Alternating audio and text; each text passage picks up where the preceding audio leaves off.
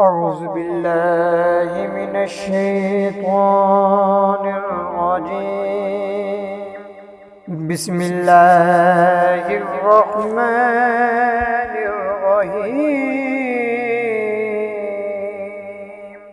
غوث اعظم Islamic channel کے ناظرین کرام، السلام علیکم. امید ہے کہ آپ سب خیریت سے ٹھیک ٹھاک ہوں گے. ناظرین کرام، آج کی اس ویڈیو میں ہم آپ کو حضرت معروف خرجی رحمۃ اللہ علیہ کے بارے میں بتائیں گے، جو یقیناً آپ کے لیے دلچسپی کا باعث بنے گا. ناظرین کرام، آج کی ہماری یہ ویڈیو دیکھنے سے پہلے پلیز ہمارے غوث اعظم اسلامک چینل کو سبسکرائب کریں تاکہ اس کی ہر نئی ویڈیو آپ تک جلدی سے جلدی اور بآسانی پہنچ سکے.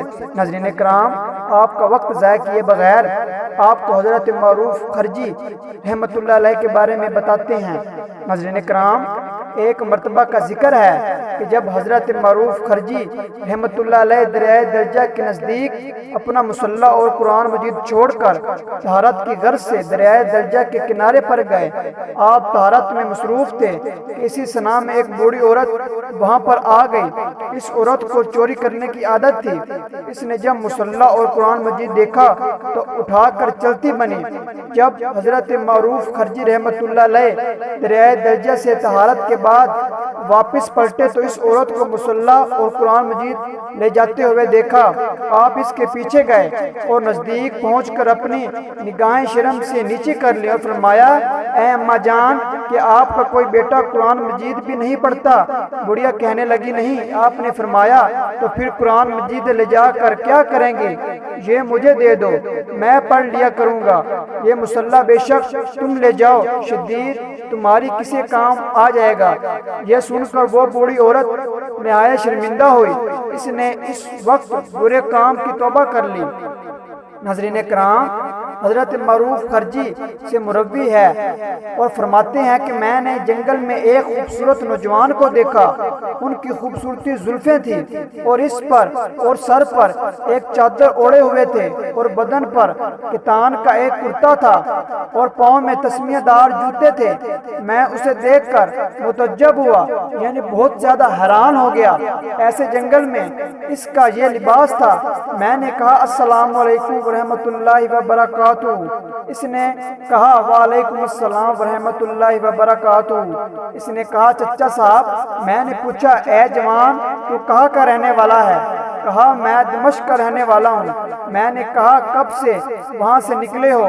کہا، آج ہی چاشت کے وقت. مجھے تعجب ہوا کیونکہ اس جگہ سے میں نے اسے دیکھا تھا. دمشق کئی منزلے پر تھی. میں نے کہا، کہاں جاؤ گے؟ کہا، مکہ معظمہ کو انشاءاللہ تعالی.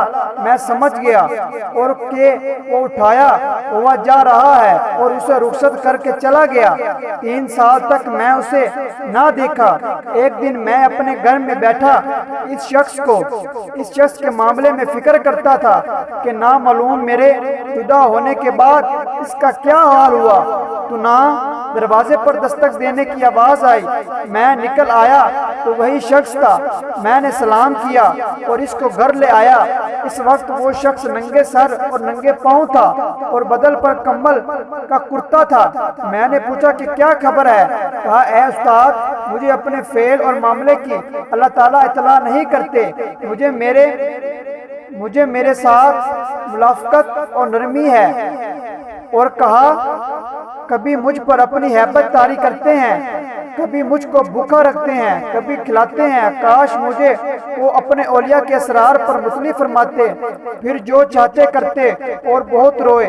حضرت معروف خرجی فرماتے ہیں کہ ان کی باتوں سے مجھے بھی رونا آیا اور میں نے کہا، میرے بعد تم پر کیا ماجرا گزرا؟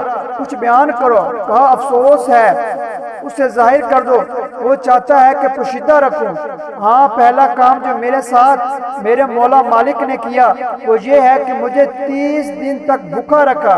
اس کے بعد ایک کھیرے کے کھیت پہ ایک گاؤں میں پہنچا دیا. دیکھا تو خراب کھیرے کھیت میں چن کر پھینکے گئے تھے. میں ان میں سے چن کر کھا رہا تھا. اتنے میں کھیت کا مالک آیا اور ایک کوڑا لے کر میری پشت پر مارنے لگا اور کہتا جاتا کہ اے چور، تیرا سوا کھیت کو کسی نے خراب نہیں کیا، میں کئی روز سے تیری تلاش میں ہوں، اب میں نے تجھے پکڑ لیا اور مجھے مار رہا تھا۔ اتنے میں ایک گھوڑ سوار یعنی گھوڑے پر بیٹھا ہوا دوڑتا آیا، اس کے سر پر آ پہنچا اور کوڑا اس کے ہاتھ سے چھین کر کہا، ولی اللہ پر حملہ کرتا ہے اور انہیں مار کر ان کی اہانت کرتا ہے۔